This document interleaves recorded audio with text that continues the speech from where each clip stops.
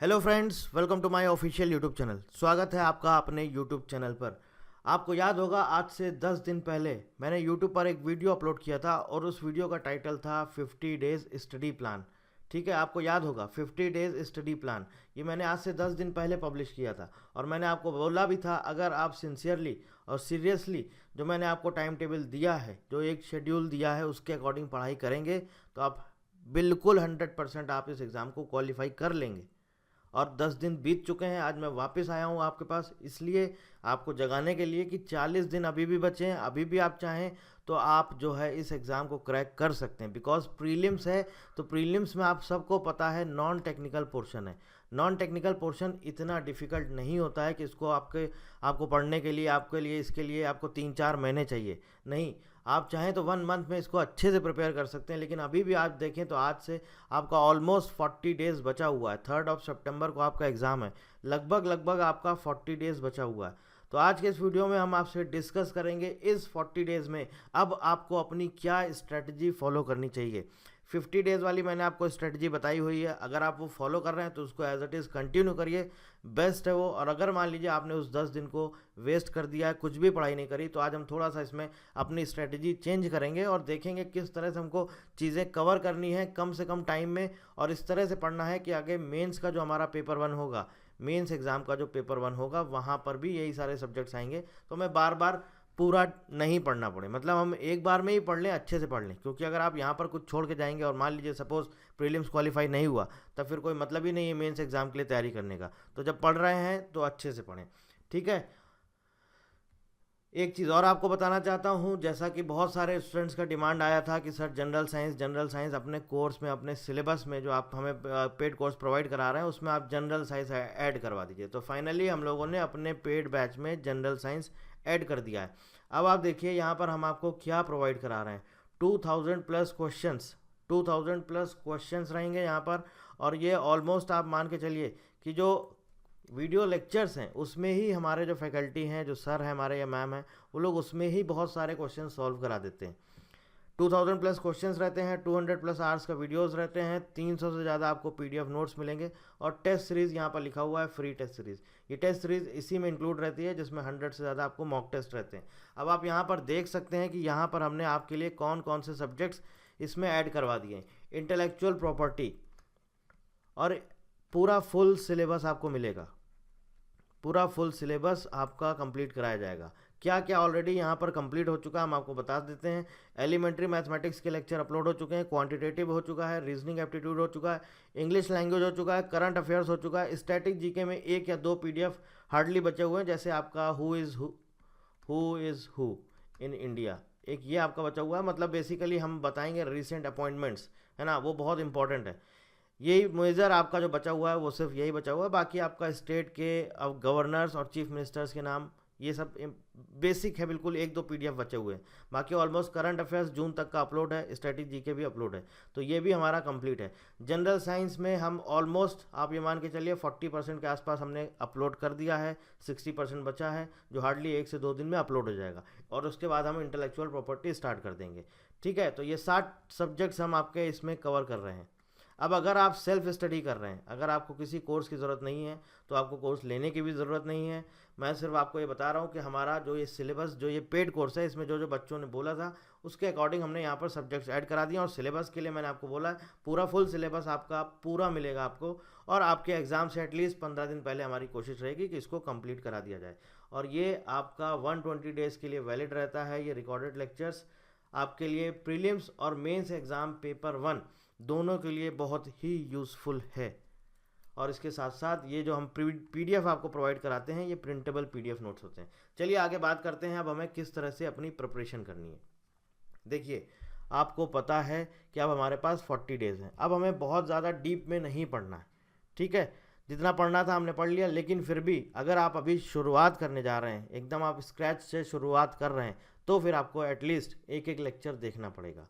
अगर हम बात करें न्यूमेरिकल एबिलिटी की, तो आप टॉपिक, मैंने ऑलरेडी आपको सब सिलेबस बताया हुआ है। एक एक लेक्चर आपको बेसिक कॉन्सेप्ट्स आपको देखना पड़ेगा, बेसिक कॉन्सेप्ट्स, ठीक है। और आपके लिए अगर कोई सपोज़ बुक नहीं है तो आप चले जाइए मार्केट से, आप एसएससी का एसएससी का बुक ले सकते हैं प्रैक्टिस क्वेश्चन का, सिर्फ एमसीक्यू बेस्ड, बस और कुछ नहीं, सिर्फ आपको प्रैक्टिस क्वेश्चन लगाने हैं बस, एमसीक्यू बेस्ड। लेकिन एक चीज़ ध्यान रखिएगा, इसको ऐसा नहीं है कि आप एग्ज़ाम के पहले तक लगा रहे हैं, क्योंकि आपका एग्ज़ाम ऑनलाइन मोड में होगा, तो आपको ये सब पेन पेपर बहुत कम यूज़ करना है।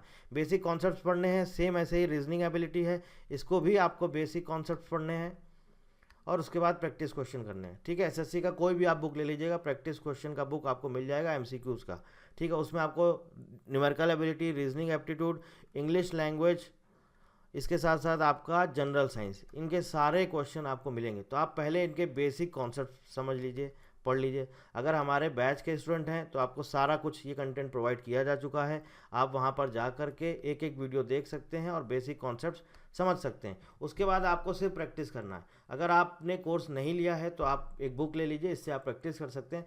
अदरवाइज़ जो हमारे बैच के स्टूडेंट हैं इनको ऑलरेडी क्लास में सर ने, फैकल्टी ने ऑलरेडी हर एक एक लेक्चर में बहुत सारे क्वेश्चंस कवर अप किए हुए हैं।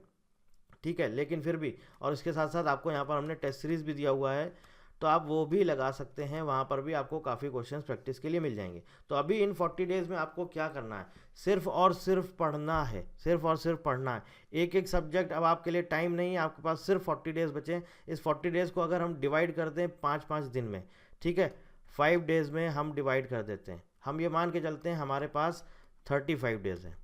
ठीक है, 35 डेज़ हैं और इन 5-5 दिन में हम इनको सबको डिवाइड कर देते हैं, हर एक सब्जेक्ट को 5 डेज़ में। टोटल हमारे पास कितने सब्जेक्ट हैं, हम मान के चलते हैं 6 या 7 सब्जेक्ट हैं।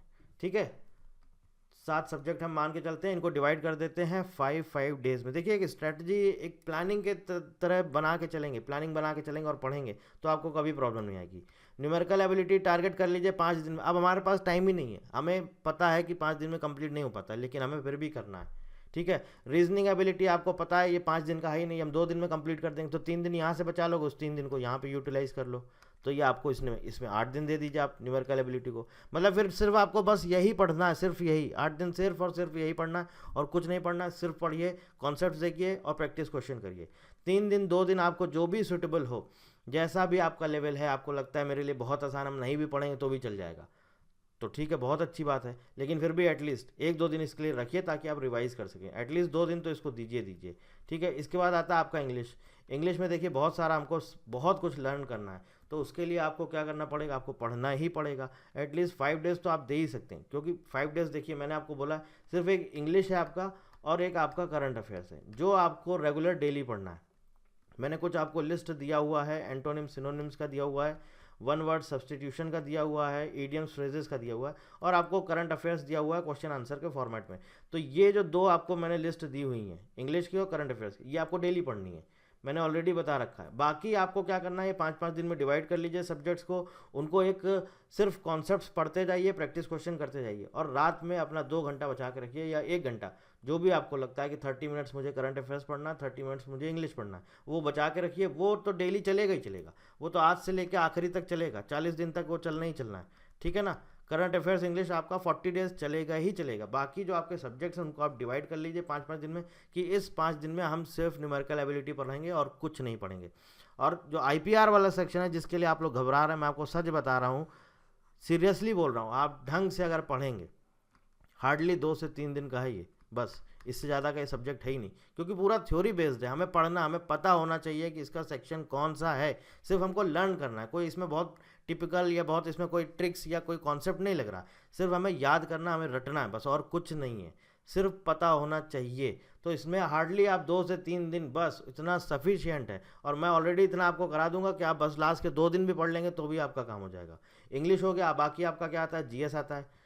जीएस आपको अच्छे से पढ़ना है, हम लोगों ने ऑलरेडी काफ़ी कुछ वहाँ पर हम आपको लेक्चर्स प्रोवाइड कर रहे हैं, ऑलमोस्ट 30 लेक्चर्स हैं, आपका फिजिक्स भी है, केमिस्ट्री भी है, बायो भी है, सब कुछ है वहाँ पर। तो आप एटलीस्ट वो पढ़ के जाइए और कोशिश करिएगा जीएस के लिए मैक्सिमम क्वेश्चंस प्रैक्टिस करिए। जहाँ से भी आपको कोई बुक मिल जाए प्रैक्टिस के लिए, आप MCQ बेस या फिर आप गूगल पर जाइए, जीएस प्रैक्टिस क्वेश्चंस SSC डालिए और उनको आप जो है PDF फॉर्मेट में डाउनलोड कर लीजिए, उनको प्रैक्टिस कर लीजिए। ठीक है, जीके और करंट अफेयर्स का हमने आपको बता ही दिया है, जीके और करंट अफेयर्स का कैसे पढ़ना है। IPR का भी हमने आपको बता दिया है। IPR आपको देखिए, अगर हमारे पेड बैच के स्टूडेंट हैं तो आपको IPR के लिए टेंशन लेने की ज़रूरत नहीं है, वो मेरी जिम्मेदारी, मुझे कराना है। आपको लास्ट में सिर्फ 2-3 दिन आपको एग्ज़ाम, आपको 3 का है तो आप चाहते हैं तो आप 29, 30, 31, बस 2 दिन निकाल लीजिए, 2 दिन में आप पूरा पढ़ लेंगे। आप हमारे से PDF नोट्स ले लीजिएगा, उससे पढ़ लीजिएगा। बाकी आपको जो लेक्चर्स देंगे वो अगर आपके पास टाइम हो तो देखिएगा, और अगर आपको PDF नोट्स से समझ में आ जाता है तो आप वहाँ से कवर कर सकते हैं।